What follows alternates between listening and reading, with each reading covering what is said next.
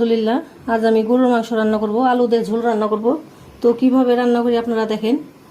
এখানে আমি গরুর মাংস এভাবে কেটে ধুয়ে নিছি। আমি কড়াই বসাই দিছি। তো এখানে তেল দিয়ে দিলাম।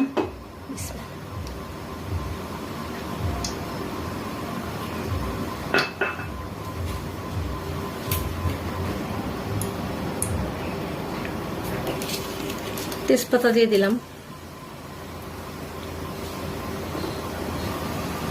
গোটা কটা জিরা দিয়ে দিলাম। এখানে পেঁয়াজ কুচিগুলো দিয়ে দিলাম।